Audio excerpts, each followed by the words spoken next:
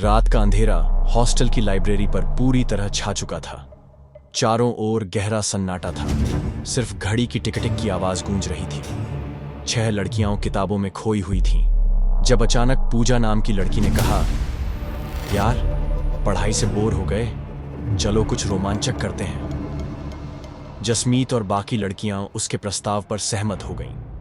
लेकिन जब पूजा अपने कमरे से एक वीजा बोर्ड लेकर आई तो 2 लड़कियां डर के मारे पीछे हट गईं। बाकी चारों ने सिक्के पर अपनी उंगलियां रख दी और पूजा फुसफुसाई, अगर यहां कोई आत्मा है तो हमसे बात करो। लाइब्रेरी में घुप अंधेरा था। मोमबत्तियों की हल्की रोशनी दीवारों पर अजीब आकृतियां बना रही थी। तभी कहीं दूर से एक धक की आवाज आई, जैसे कोई किताब जमीन पर गिरी हो। लड़कियों के दिलों की धड़कन तेज हो गई। अचानक छत पर लगा पुराना पंखा जोर जोर से हिलने लगा, जैसे कोई अदृश्य ताकत उसे घुमा रही हो। जसमीत ने कांपती आवाज में पूछा, क्या यहां कोई आत्मा है? तभी सिक्का हिलने लगा और बोर्ड पर यस की ओर बढ़ गया। ठंड अचानक बढ़ गई और लड़कियों की सांसें थम गईं।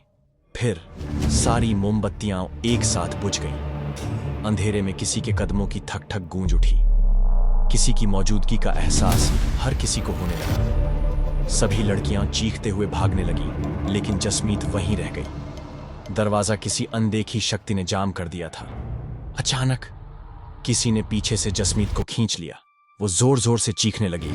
उसकी आवाज हॉस्टल के कोने कोने तक गूंजने लगी। वार्डन और हॉस्टल की बाकी लड़कियां दरवाजे पर लातें मारने लगीं, लेकिन अंदर जसमीत किसी अदृश्य ताकत के गिरफ्त में थी। उसकी आंखें चौड़ी हो चुकी थीं, सांसें तेज हो रही थीं।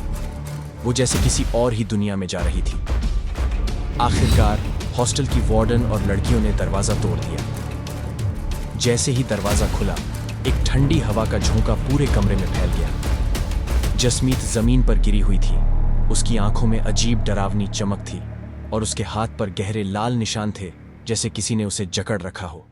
उस रात के बाद से जसमीत कभी लाइब्रेरी में अकेली नहीं गई। उसने कई बार वही कदमों की आवाज सुनी, वही ठंडक महसूस की, और कभी कभी उसे लगा कि कोई अब भी उसे देख रहा है। और सबसे डरावनी बात, उस रात के बाद उस हॉस्टल की लाइब्रेरी में कोई भी लड़की रात में पढ़ाई करने की हिम्मत नहीं कर पाई।